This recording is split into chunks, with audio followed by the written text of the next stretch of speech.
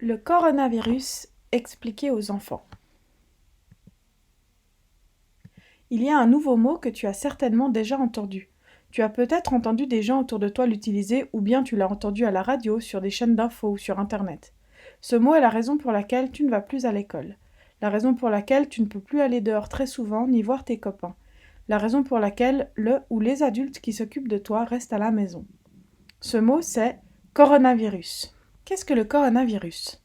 Le coronavirus est, comme son nom l'indique, un virus.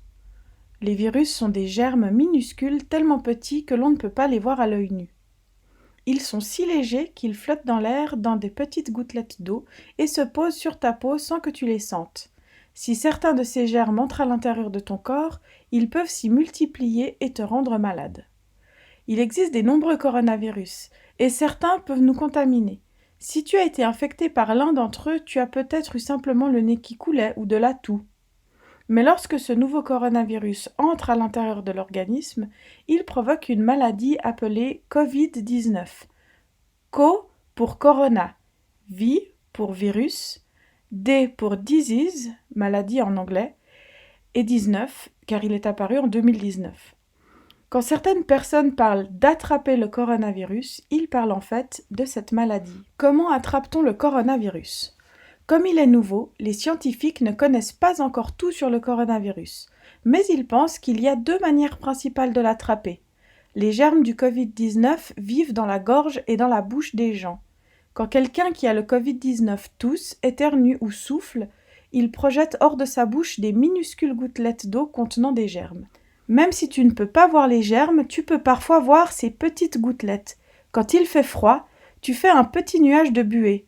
Donc si quelqu'un respire ce nuage et qu'il y a des germes de Covid-19 dedans, il risque d'être infecté. Si on a le coronavirus, c'est facile d'avoir des germes sur les mains rien qu'en touchant son nez ou sa bouche. Si une personne infectée ouvre une porte avec des germes sur ses mains, ces derniers peuvent survivre invisibles sur la poignée pendant plusieurs heures. Si quelqu'un ouvre la porte, il se mettra sans doute à son tour des germes sur les mains. Et s'il touche son nez ou sa bouche, les germes peuvent entrer dans son corps. Donc tu peux aussi attraper le coronavirus en touchant des choses qu'une personne contaminée par le virus a déjà touchées. Que se passe-t-il si tu attrapes le coronavirus ? Certaines personnes, en particulier les enfants, ne se sentent même pas malades alors qu'elles ont attrapé le coronavirus. Mais elles sont porteuses des germes du Covid-19 et elles peuvent contaminer d'autres gens sans le vouloir. Quand elles ont le Covid-19, de nombreuses personnes toussent et ont de la fièvre. Certaines ont mal à la tête et ressentent des courbatures dans tout le corps. En général, la maladie dure quelques jours, car le corps est une machine incroyable. Lorsqu'un nouveau germe comme le coronavirus entre dans l'organisme, celui-ci sait qu'il est dangereux et il va tout faire immédiatement pour l'éliminer. Le corps a une arme fantastique contre les virus, ce sont les anticorps. Dans le sang, des petites cellules fabriquent des anticorps qui luttent contre les différents virus envahisseurs. Les anticorps attrapent les virus, les cellules du sang les avalent et les détruisent et on est guéri.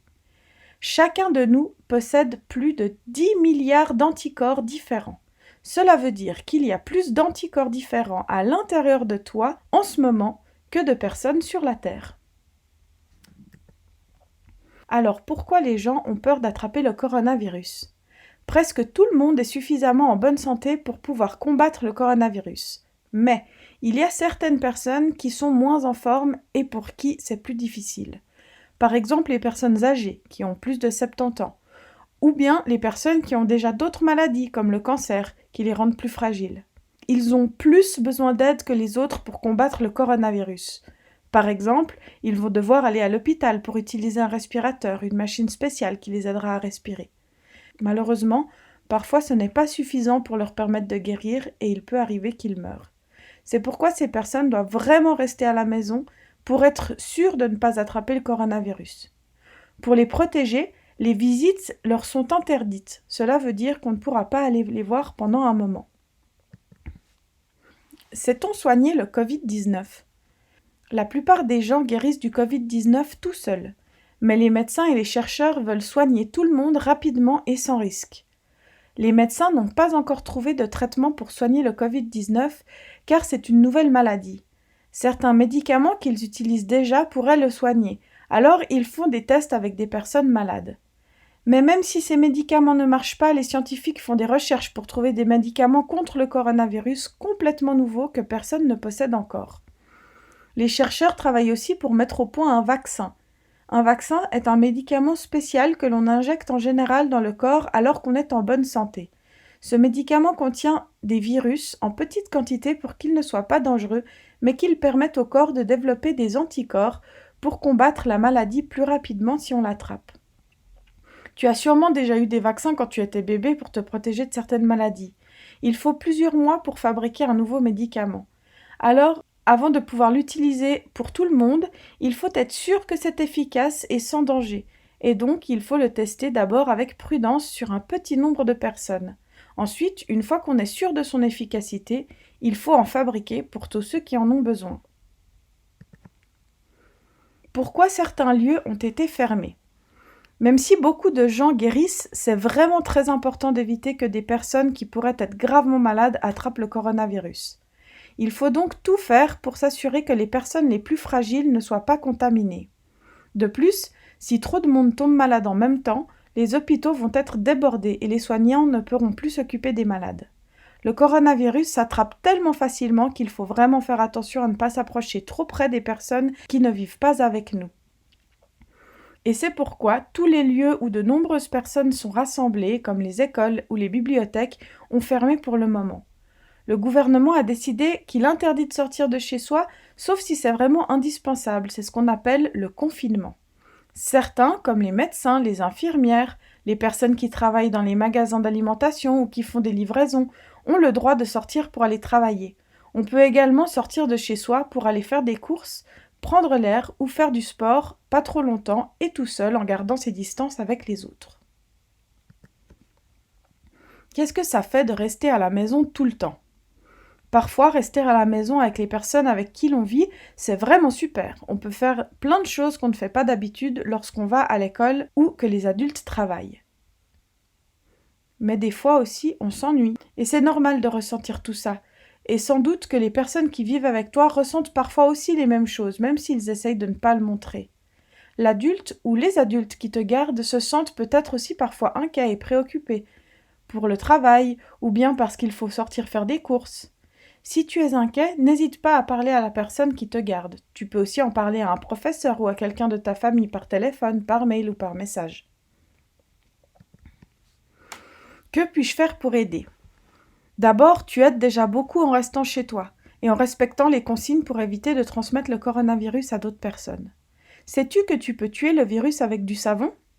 Si tu te laves les mains régulièrement pendant au moins 30 secondes, en frottant bien le savon sur la paume et sur le dos de la main, mais aussi entre les doigts, tu n'auras plus aucun germe sur tes mains. Tu peux chanter une chanson pendant ce temps-là pour être sûr de les laver assez longtemps. Par exemple, 2 fois joyeux anniversaire.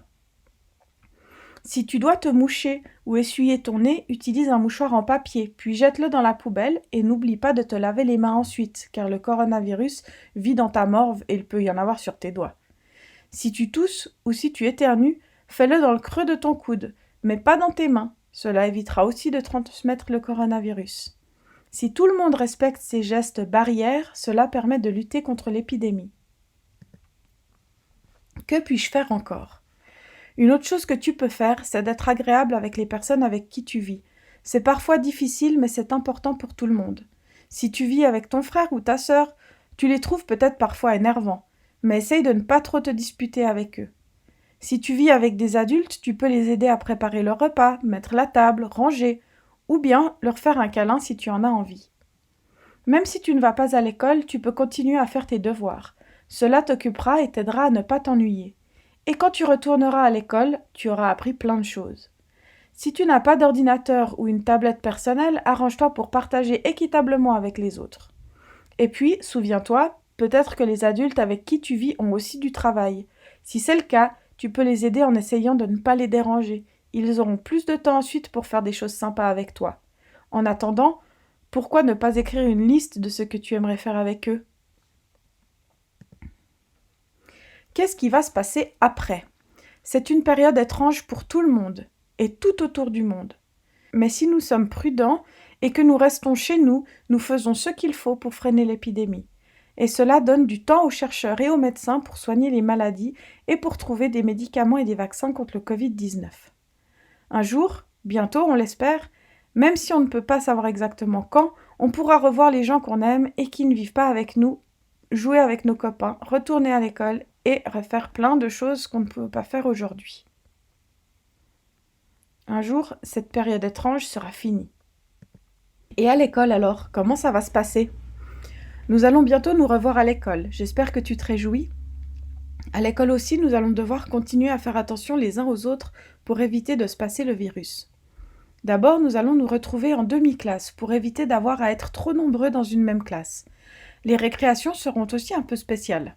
Nous ne sortirons pas tous en même temps et nous ne pourrons pas aller jouer avec les copains des autres classes.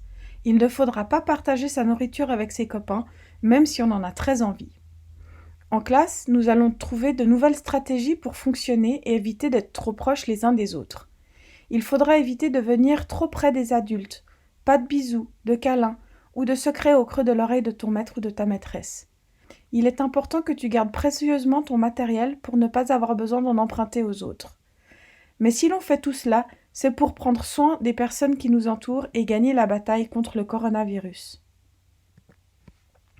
Ce ne sera qu'un temps. Toutes ces règles ne doivent pas t'inquiéter. Ce ne sera pas pour toujours. Oui, cette école sera étrange quelque temps. Mais mieux on respectera ces règles et plus vite nous pourrons retrouver une vie normale.